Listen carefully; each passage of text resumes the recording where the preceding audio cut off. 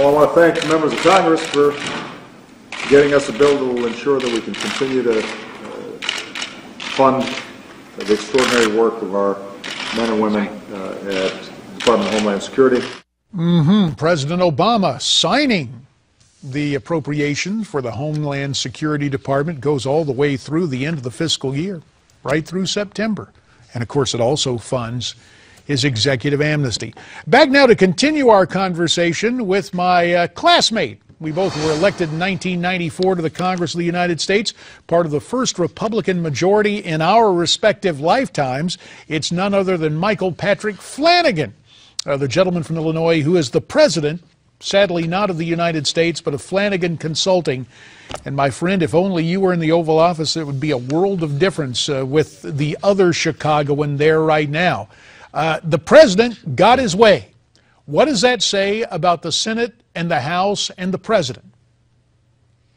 I can't. I'm at a loss to describe it. I was certain the House would come up at least with the McConnell plan, which was to send the president two bills, one to fund for a month or two while they worked on it, and another to decrease or wipe out the funding for his amnesty. He'd sign one, veto the other. Everyone would be on record. Reid agreed to this. That would happen.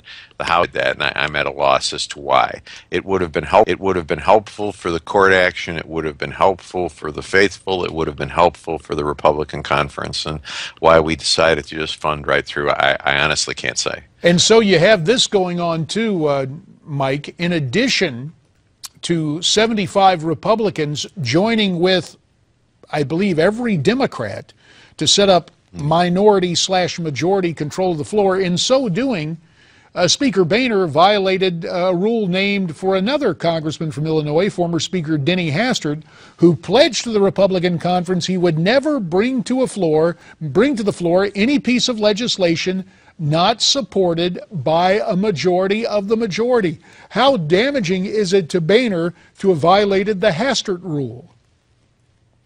Yeah, I truly don't think there's a coup coming on, because the last time we saw something close to that was Newt, and there were members of leadership that were joining in that, and there was a larger portion of the conference, even than this portion, that wanted that change, and it collapsed under its own weight. If they couldn't do it then, I don't think they can do it now. I don't think it's dangerous to Boehner, but it's dangerous to his re-election in less than 2 years if he plans that. It's very dangerous to that. Well, re-election of the Speaker is one thing. Re-election of a Republican majority is another thing entirely. Yeah. Jim DeMint, former congressman from South Carolina, former U.S. senator from that state, now at the Heritage Foundation, wrote an op-ed recently where he accused Republicans in both the House and Senate just being passive. It's not a good time to fight right now. And he said it's never a good time to fight on the right, but the left, they're always spoiling for a battle. Why the reserved nature of Republicans at this point in time? I think it's uniquely applicable to this president. The Republicans, for reasons I don't understand, have always had a great deal of difficulty dealing with issues of race. And I don't know why that is, but it is. We have we're the party of Lincoln, for goodness sakes. Dirksen and the Civil Rights Act. Nixon integrated more schools than Kennedy and Johnson combined. I mean, we have a tremendous civil rights record. And just because Jackson and Sharpton say we don't doesn't make it so. But we're afraid to take on the president because he's just, we can't win that fight when dealing with him. And it's about time we started admitting that out loud and just moving forward with it. And I really think that drives more of this than we're willing to admit corporately out loud. So it is fear. They used to call Reagan the Teflon president, but let's just be honest about it. Skin pigmentation is more than Teflon. For Barack Obama, it becomes his avoid the consequences ruse. Race becomes a ruse to use in 30 seconds, or actually 20 seconds, Mike. Yeah.